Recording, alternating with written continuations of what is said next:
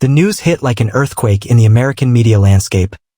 Barron Trump, the youngest son of President Donald Trump, was set to appear on the Progressive Hour, one of the most watched left-wing talk shows in the country. The host, Elliot Graves, a sharp-tongued liberal commentator, had built his reputation on tearing apart conservative guests, often leaving them flustered and humiliated. No one expected Barron, known for keeping a low profile, to accept an invitation to the show. He had always been the quiet, towering figure in the background of Trump family gatherings. Unlike his outspoken father and older siblings, Barron had largely stayed out of the political spotlight.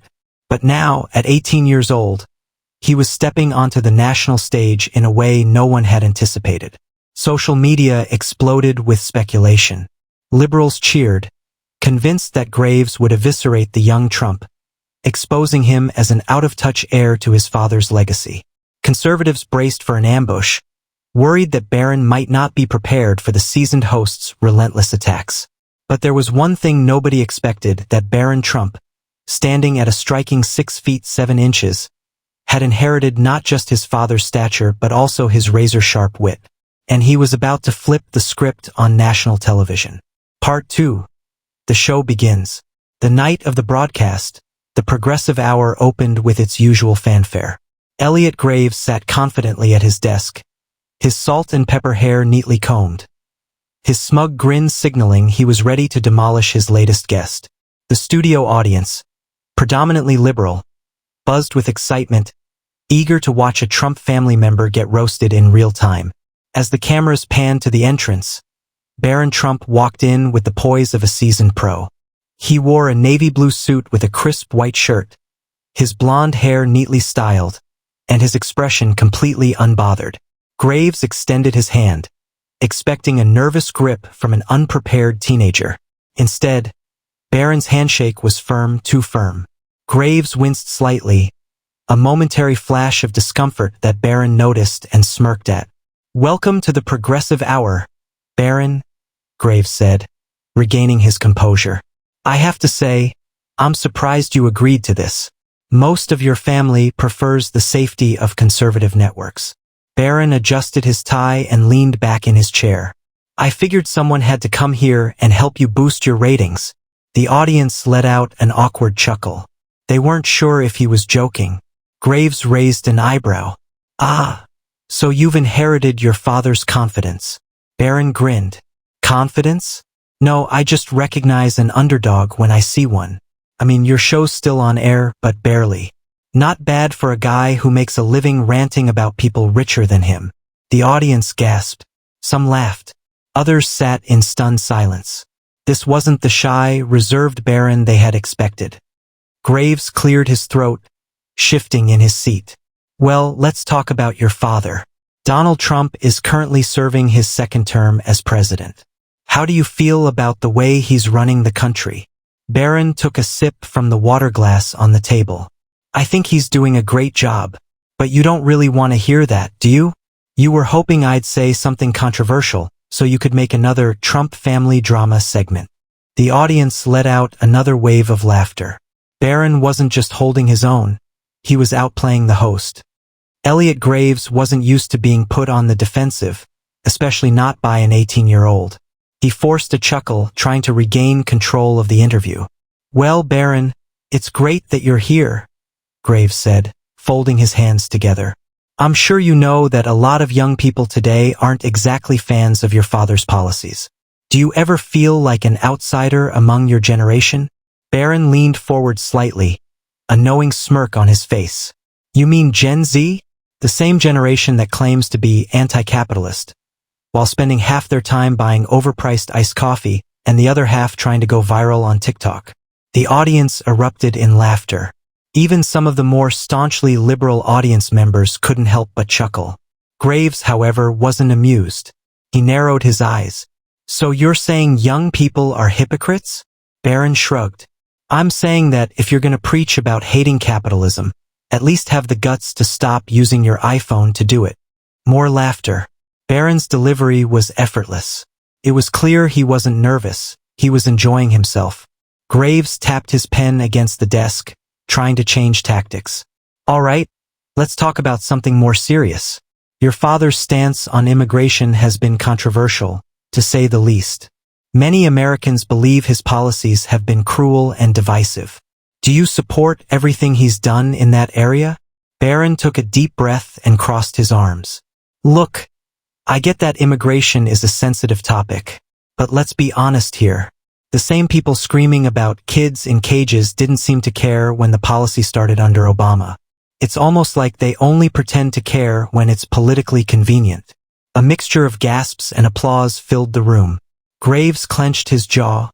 He hadn't expected Barron to come this prepared. Part 4. Barron flips the script. Graves sighed, rubbing his temples. Okay, let's switch gears. You're 18 now. Do you have political aspirations? Should we expect to see you running for office one day? Barron chuckled. I don't know, Elliot. Do you think the country could handle another Trump? The audience cheered and laughed, while Graves forced a tight-lipped smile. Well, some would argue that one Trump in office is already too many. Barron nodded. Yeah, and some would argue that one Elliot Graves on television is already too many. But hey, here we are. The studio exploded with laughter and applause. Even some of the producers behind the cameras couldn't contain their reactions. Graves was visibly irritated now. Barron, you seem to enjoy making jokes. But let's be real here. Your father's presidency has divided America. Do you deny that? Barron sat up straighter, his tone shifting slightly. Divided America? Or exposed the division that was already there? Let's be real, Elliot. Your side loves to talk about unity.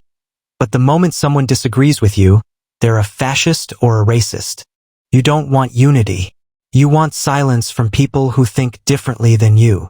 The audience reaction was deafening. Some people cheered, while others booed. But no one could deny that Barron had just flipped the entire conversation on its head. Graves gulped down some water, desperately searching for a way to regain control. Well, if that's the case, what do you think America actually needs right now? Barron didn't hesitate. Honest conversations, less fake outrage, and maybe, just maybe, people like you admitting that sometimes, just sometimes you get it wrong. The audience went wild. Graves was speechless. The tension in the studio was thick enough to cut with a knife. Elliot Graves, a seasoned host known for his brutal takedowns, was now the one struggling to stay afloat. Barron Trump, the quiet son of Donald Trump, had completely flipped the narrative. But Graves wasn't ready to surrender just yet. He leaned forward, forcing a smirk. All right, Barron, let's talk about your father's unique way of handling the media. Many people believe he's waged an outright war on journalism. He's called reporters the enemy of the people. Do you agree with that? Barron chuckled and shook his head. Oh, come on, Elliot. You act like the media hasn't been obsessed with my dad for nearly a decade. Let's be honest, if it weren't for Donald Trump, half of the major news networks would be out of business. He's your best content. Graves opened his mouth to respond, but Barron cut him off, lifting a hand. I mean, think about it. Every time you run a Trump scandal story, your ratings skyrocket. But when you try to talk about actual policy, crickets. You guys don't hate my dad. You need him. The crowd let out a collective, ooh-hoo. Some clapped. Some whistled. Even Graves looked like he was rethinking his entire career. He forced a chuckle. That's an interesting perspective. Barron smirked. No, it's just the truth. You guys spent 4 years saying democracy was in danger when my dad was president. Then he left office, and what happened? The same networks that called him a dictator begged for him to come back. It's almost like you guys don't actually care about democracy. You just care about drama. The studio exploded with reactions. Even some of the show's producers were trying to hold back their laughter. Part 6. Graves' last desperate attempt. Elliot Graves was on the ropes. His usual strategy, pressuring guests into defensive mode, was failing spectacularly. Barron wasn't flustered. He wasn't panicking. He was dominating the conversation. So Graves made one final, desperate move. You know, Barron, he said, leaning forward. It's funny that you talk about needing Trump for content, Because some people might say that's exactly what you're doing right now. You're here defending your father because, let's be honest, you wouldn't have much of a platform without him, would you? The audience let out a mix of gasps and murmurs. That was a low blow. Barron, however, simply smiled. That's an interesting argument, Elliot, he said, resting his hands on the desk. But let's flip it. Let's say tomorrow my dad decided to leave politics forever. No more rallies. No more tweets. Just golf and retirement. Graves nodded, curious where this was going. Barron leaned in slightly, locking eyes with him. What would you do? Silence. The audience, the crew, even Graves himself. Everyone felt it. Barron didn't wait for an answer. He tilted his head. I'll tell you what you'd do. You'd panic. Because without Trump, you don't have a career either. The room erupted. Cheers. Applause. Laughter. Even some of Graves' own staff were shaking their heads, grinning in disbelief. Elliot Graves had been officially checkmated on live TV. Elliot Graves froze. For the first time in his career, he had no comeback. No witty remark. No rehearsed talking point to spin the conversation back in his favor. The studio was dead silent, except for the occasional whisper and murmured laughter from the audience. Barron leaned back in his chair, completely unbothered. You okay, Elliot? He asked, raising an eyebrow. The crowd erupted. Applause. Laughter. Even a few cheers. Graves' face twitched, the forced smile barely hanging on. He cleared his throat and shuffled his notes. I just think. Nah, Barron interrupted, waving a hand dismissively. You're thinking too hard. Take a second. Breathe. Let it sink in. More laughter. Graves' jaw clenched. He was livid. The audience could feel the shift. The power dynamics of the interview had been completely reversed. The show had started with Graves in control, expecting to humiliate a young Trump. Instead, Barron had hijacked the show and turned the heat back on the host. Finally, Graves tried to recover. Look, Barron, you're a smart kid, I'll give you that. But let's not pretend that your father hasn't done serious damage to the country. We're more divided than ever. Extremism is rising, and many Americans feel like democracy is crumbling. Barron laughed. Not a nervous chuckle, a full, genuine laugh. Graves looked visibly irritated. What's funny about that? Barron wiped an imaginary tear from his eye. Dude, you say that like things were perfect before my dad ran for office. Like America was just a peaceful utopia. And then, boom, 2016 happened and suddenly everyone's at war. Graves tried to interrupt, but Barron wasn't done. Let's be real, Elliot. The media loves to act like Trump divided the country. But what actually happened was he exposed the division that was already there. And you know who loves that division the most? Graves hesitated. Who? Barron pointed right at him. People like you. The media. Because division sells. Outrage sells. You make a living off of keeping people angry. The audience exploded. Graves blinked rapidly, his face turning a shade redder. He tried to respond, but he had nothing. For the first time in the Progressive Hour's history, Elliot Graves looked like the guest. Part 8, the final blow. Elliot Graves was desperate. He needed to regain control. Fast. So he went for the classic move, the personal attack. You know, Barron, he said, forcing a smug smirk. You talk a big game for someone who's lived their entire life in luxury. You've never had to struggle. You've never had to worry about paying rent, affording healthcare, or making ends meet.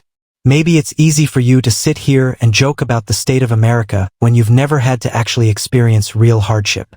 The audience sued. A risky move, going after an 18-year-old for being born into wealth. Barron tilted his head. That's a fair point, Elliot. I won't pretend I know what it's like to struggle financially. But let's be real, neither do you. Graves' face twitched. You act like you're some kind of man of the people.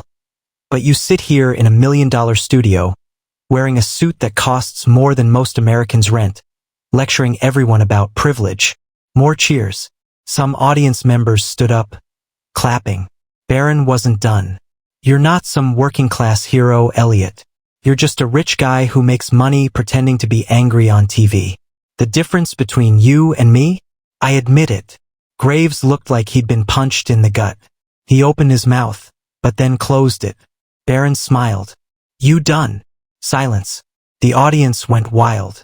People were on their feet, clapping, laughing, some even chanting Barron's name. The segment producer frantically signaled for a commercial break. And just like that, Elliot Graves had been humiliated on his own show.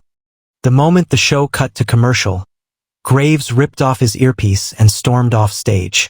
Barron, on the other hand, casually stood up, adjusted his tie, and shook hands with the producers. Backstage, the reactions were insane. Staff members who had worked with Graves for years were whispering among themselves. A few even patted Barron on the back. Meanwhile, social media was on fire. Hashtag Barron Trump roasts Graves was trending at #1 on X, formerly Twitter. The clip of Barron wrecking Graves had already hit 5 million views in an hour. Conservatives were celebrating. Liberals were in shambles. And neutral viewers? They were just entertained. And then, the ultimate sign of victory. Graves' show issued a statement saying they would be taking a short hiatus for the host to reflect on recent events. Translation: Elliot Graves was too embarrassed to show his face. Barron Trump had walked into enemy territory and left completely unscathed. That night, Barron Trump posted a simple tweet. Thanks for having me, Elliot. Let me know if you ever want a rematch. Winking face. The tweet hit 10 million likes in less than 24 hours. Elliot Graves? Silent. The next morning, a new article dropped. Sources inside the network revealed that producers were furious with Graves. His contract renewal was now under review. As for Barron, well, he went back to his life. Cool, collected, and completely unfazed. And just like that, an 18-year-old had done the impossible. He had walked into the lion's den and left as the king.